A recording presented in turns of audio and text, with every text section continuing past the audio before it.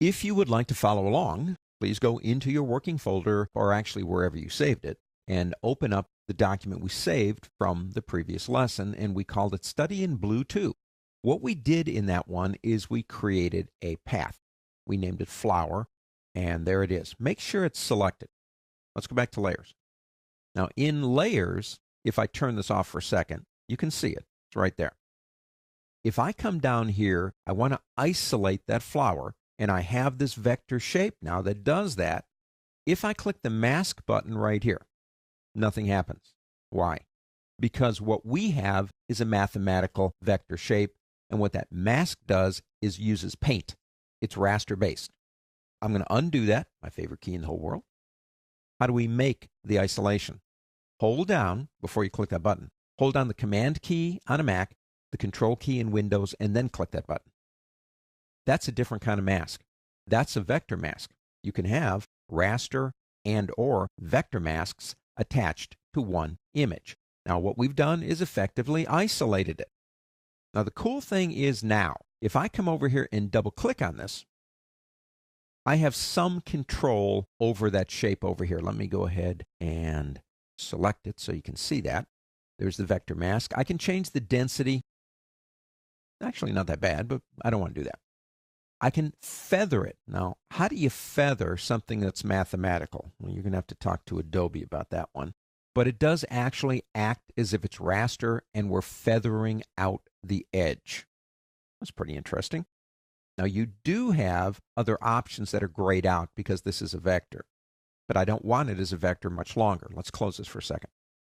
I want to actually apply it and make it permanent. So what I'm going to do is I'm going to right-click on the vector mask, and I'm going to go into Rasterize the Vector Mask.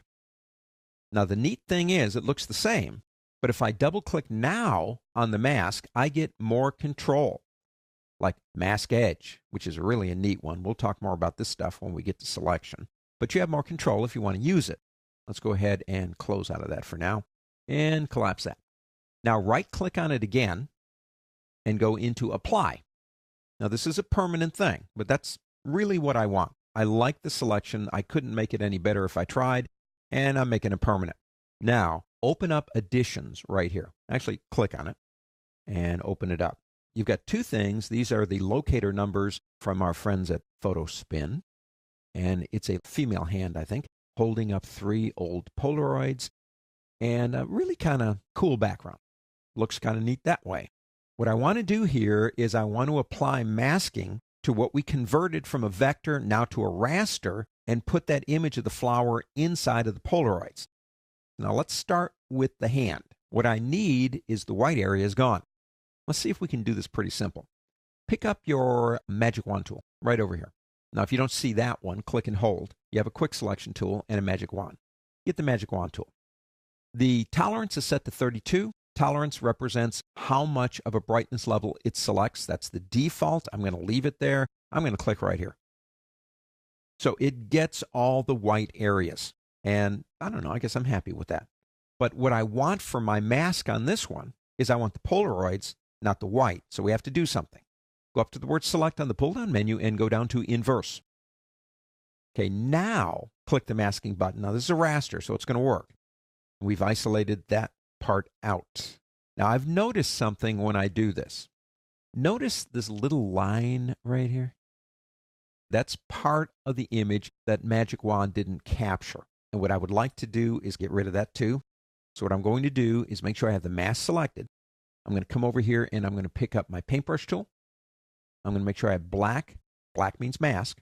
I'm going to come right about here with a smaller brush. Now if you hold the Shift key, you draw a straight line. And that is about as straight line as I've ever seen. I'm going to get right about here. I'm going to hold the Shift key down, just go down. Sometimes that can happen with the Magic Wand. It's no big deal. I'm going to come over here and then hold the Shift key after I've clicked and come down to about there. I don't know if there's anything up there, but I'm going to make sure. I'm going to click and go across. It looks like there's just a little bit of something up there, which means there might be a little bit of something down here.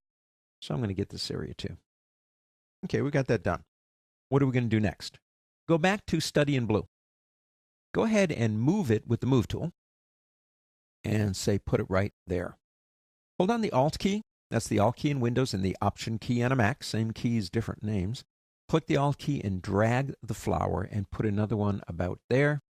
And do that again with the Alt key, Option key on a Mac, and put one right about there. I can use my arrow keys if I want to put it somewhere a little bit different. Now that doesn't look too realistic yet, but it's going to in a second. Turn off these two for a minute. We need to mask out the flower for this one and mask out the flower for this one. So pick up your magic wand tool, turn on Sample All Layers. That means it doesn't matter which one of these you're in. And come over here and click. I should get that. That's all I want. Now leave that selection alone. Go into the one, which I believe is this one right here. Select this one. Go ahead and turn it on. And then click Make a Mask. That's exactly what I want. Now let's do the same thing to this one right here. Let's go ahead and click, just like that. Turn this one back on. That's the one we want to apply the mask to. And click and make a mask. Cool. But we're not done yet. I like the color of this one. They should be different colors. Why? Because we can. So let's do this. Select this one right here. That's the one in the middle. Come into our adjustment layers right here and choose Hue and Saturation. Now you're going to notice something happens when I change the hue, is that everything is changing. We only want this attached to this. So click this button right here, and that controls only this one, the one directly below it, and let's change the color of the flower. Let's go to this one, the top one, and let's do something different. Come in here again and do black and white. Of course, everything's going black and white, so we have to lock it in and maybe put a tint on it. Click here, change the tint. Click OK. So in the previous lesson, we began with creating, using our freeform tool and the magnetic portion of the tool, a very precise selection around the flower. We isolated it out, we converted it into a vector mask, converted it into a raster mask, applied it to the image, made copies of it, and then changed the colors in the Polaroids. All starting with a vector path. That's power.